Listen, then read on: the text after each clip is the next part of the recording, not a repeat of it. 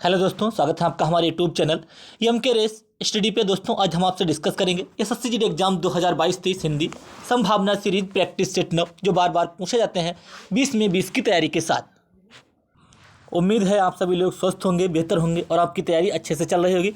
शुरू करते हैं दोस्तों आज का पहला प्रश्न। अंजोरी पाख आना मुहावरे का अर्थ है शुक्ल पक्ष आना, कृष्ण पक्ष आना, रात में अंजोर होना, अच्छे दिन आना। अंजोरी पाख आना का अर्थ होता है अच्छे दिन आना। मुहावरा ऑप्शन डी करेक्ट हो जाएगा। अगला क्वेश्चन नंबर 2। धनंजय किसका पर्यायवाची है? धनंजय जो है किसका पर्यायवाची है? धनद, अर्जुन, धर्मराज, धन्वंतरी। धनंजय जो पर्यायवाची है वो अर्जुन का पर्यायवाची है। ठीक है।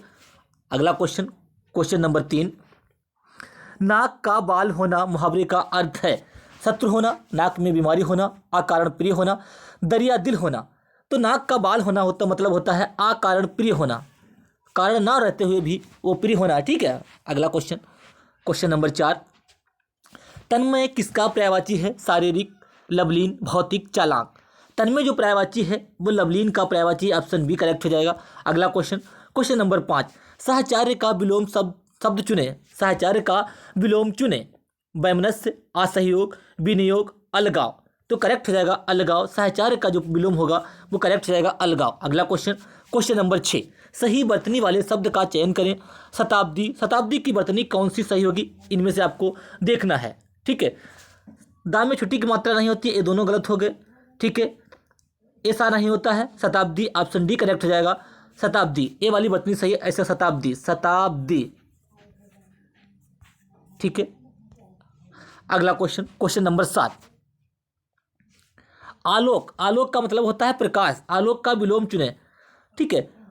अद्भुत, अज्ञात, अंधकार, रात्रि। तो क्या हो जाएगा? अंधकार हो जाएगा बच्चों, 7 का सी। अगला क्वेश्चन नंबर 8। सही वर्तनी वाले शब्द का चयन कीजिए। उत्सव, उत्सव की वर्तनी सही ए होती है उत्सव। ठीक है। उत्सव, ये सारे गलत हैं। उत्सव बी करेक्ट हो जाएगा। 8 का बी करेक्ट हो जाएगा। अगला क्वेश्चन नंबर 9। रथ पर सवार होकर यात्रा करना। सार्थ, सारथी, रथ संचार, रथचर्या। रथ पर सवार होकर यात्रा करना कहलाता है रथचर्या, ऑप्शन डी करेक्ट हो जाएगा। अगला क्वेश्चन नंबर 10। उपयुक्त का विलोम एक दिया हुआ है।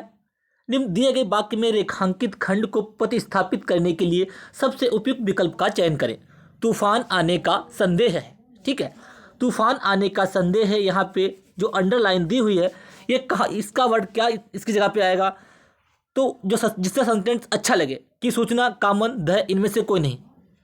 तूफान आने का संदेह है। क्या है बच्चों? तूफान आने का भय है, ऑप्शन सी करेक्ट हो जाएगा। अगला क्वेश्चन नंबर 11। मनोविनोद के लिए सैर करने वाला। वाक्यांश के लिए एक शब्द आपको छांटना है। मनोविनोद के लिए सैर करने वाला क्या होगा? यायावर, परिवारजक, पर्यटक, यात्री। तो आपका इसमें करेक्ट हो जाएगा मनोविनोद के लिए सैर करने वाला होता है बच्चों पर्यटक। ठीक है। Next question number 12। चौकीदार पर ही चोर होने की शंका है। ठीक है। अंडरलाइन दी हुई इस पार्ट में गलती है या नहीं है वो आपको देखना है। क्वेश्चन नंबर 12 में चौकीदार पर ही चोर होने की शंका है, चोर होने का संदेह है, खबर है, पुष्टि, इनमें से कोई नहीं। चौकीदार पर ही चोर होने का क्या बच्चों? संदेह है, ऑप्शन ए करेक्ट हो जाएगा। अगला क्वेश्चन नंबर 13। मेरा पड़ोसी तो बड़ा ढीठ है किंतु उसकी धर्मपत्नी अत्यधिक आज्ञाकारी, विनीत, विनयी, सुशील। ठीक है। तो क्या आ जाए बच्चों यहाँ पे बताइए 13 का? ठीक है। मेरा पड़ोसी तो अधिक ढीठ है लेकिन तो उसकी धर्मपत्नी अत्यधिक विनयी है, यानी कि कोमल स्वभाव वाली है। ठीक है। अगला क्वेश्चन। स्वार्थ का जीवन बहुतेरे जीते हैं, का जीवन बिरले ही जीते हैं। कह रहा है स्वार्थ का जीवन बहुतेरे ही जीते हैं। ठीक है। तो क्या हो जाएगा? स्वार्थ का अपोजिट यहाँ पे भरे जाएगा। यहाँ पे स्वार्थ का जीवन तो बहुतेरे जीते हैं लेकिन परमार्थ पर की पारदर्शी प्रतिकार। तो परमार्थ का जीवन बहुत बिरले ही जीते हैं। ठीक है। अगला क्वेश्चन यहाँ पे आ जाएगा परमार्थ। Next question number 15। किस भाग में त्रुटि है? काशी सदा भारतीय संस्कृति का केंद्र रहा है। काशी सदा भारतीय संस्कृति का केंद्र रहा है। ठीक है। किस पार्ट में गलती है? केंद्र रहा है। काशी सदा भारतीय संस्कृति का केंद्र रहा है। ठीक है। इस पार्ट में गलती है, केंद्र रहा है। ठीक है। बाकी सारा सही लिखा हुआ है। काशी सदा भारतीय संस्कृति का केंद्र है, केंद्र रहा है, एक नहीं सेंटर लग रहा सही, ठीक है। तो केंद्र रहा है, इसमें गलती है, 15 का डी पार्ट में गलती है। अगला क्वेश्चन, क्वेश्चन नंबर 16, लोग दुर्बल को सताते हैं, ठीक है। अब दुर्बल का के सामने उसकी दाल नहीं गलती, यानी कि दुर्बल का हमें अपोजिट लिखना है। लोग दुर्बल को सताते हैं, साहसी के सामने उसकी दाल नहीं गलती, धनवान के सामने, सबल के सामने, समर्थ के सामने। लोग दुर्बल को सताते हैं लेकिन सबल के सामने उनकी दाल नहीं गलती, ठीक है। तो क्या हो जाएगा बच्चों, 16 का सी करेक्ट हो जाएगा। अगला क्वेश्चन, क्वेश्चन नंबर 17, जिसने देश के साथ विश्वासघात किया हो उसको क्या कहते हैं? बागी, विश्वासघाती, देशद्रोही, विद्रोही।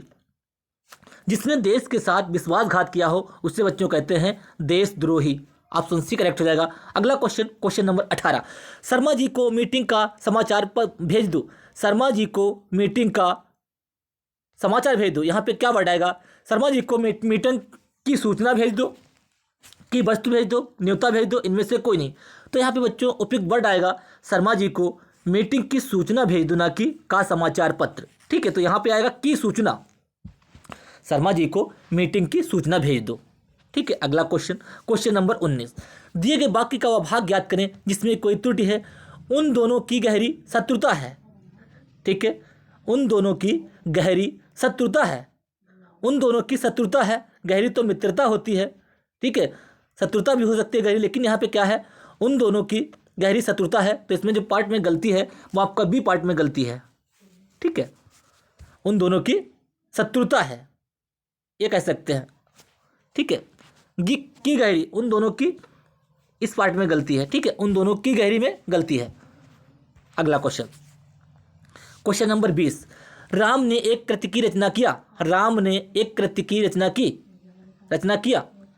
राम ने एक कृति की रचना किया, किस पार्ट में गलती है? 20 का।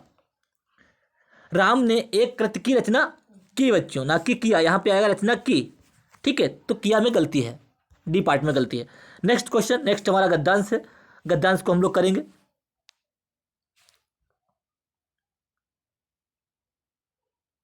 देखिए गद्यांश मैंने बहुत सारे गद्यांश करवाए हैं। मैंने आपको बताया है कि गद्यांश करने से पहले एक बार गद्यांश को सरसरी नज़र से पढ़ना है आपको, जिससे कि आपको अंदाजा लग सके कि गद्यांश में पूछा क्या गया है। देखिए, यदि विचार सामग्री निबंध की आत्मा है तो भाषा शैली निबंध का शरीर है।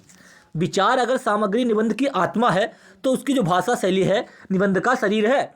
एक अच्छे निबंध में यहाँ पे क्या आएगा? विलंब, विक्लिष्ट, कृत्रिम, शुद्र, अपरिमार्जित, स्पष्ट तथा सुबोध भाषा का क्या है? आयोग करना चाहिए, प्रयोग, उपयोग, योग। समझ गए होंगे आप। 23 में क्या आएगा? एक श्रेष्ठ, वरिष्ठ, गरिष्ठ, विशिष्ट निबंध की भाषा सबसे बड़ा गुण यही है, या वह इतनी आसक्त, सशक्त, निकृष्ट, आसक्त हो कि पाठक का मन। 25 में अभ्यास, अनायास, ये सारा दिया हुआ है।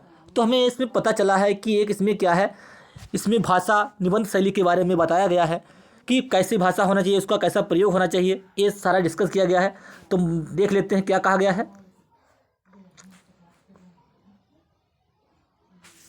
देखिए, यदि विचार सामग्री निबंध की आत्मा है तो भाषा शैली निबंध का शरीर है। एक अच्छे निबंध में क्लिष्ट, कृत्रिम, शुद्र, अपरिमार्जित, ठीक है। एक अच्छे निबंध में अपरिमार्जित क्या होगा बच्चों? अपरिमार्जित, स्पष्ट तथा सुबोध भाषा का प्रयोग करना चाहिए, ठीक है। यहाँ तक आपका हो गया। यदि विचार सामग्री निबंध की आत्मा है तो भाषा शैली निबंध का शरीर है। एक अच्छे निबंध में क्लिष्ट, कृत्रिम, शुद्ध, अपरिमार्जित क्या आएगा? अपरिमार्जित, स्पष्ट तथा सुबोध भाषा का प्रयोग करना चाहिए।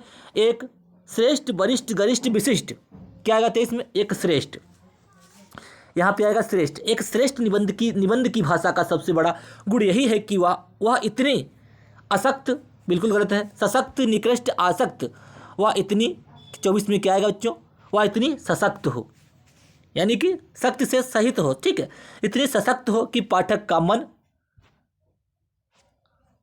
सनायास, अभ्यास, अनायास, विर्यास। देखते हैं क्या है। पाठक का मन सायास, अभ्यास, अनायास, विप्रयास, ठीक है।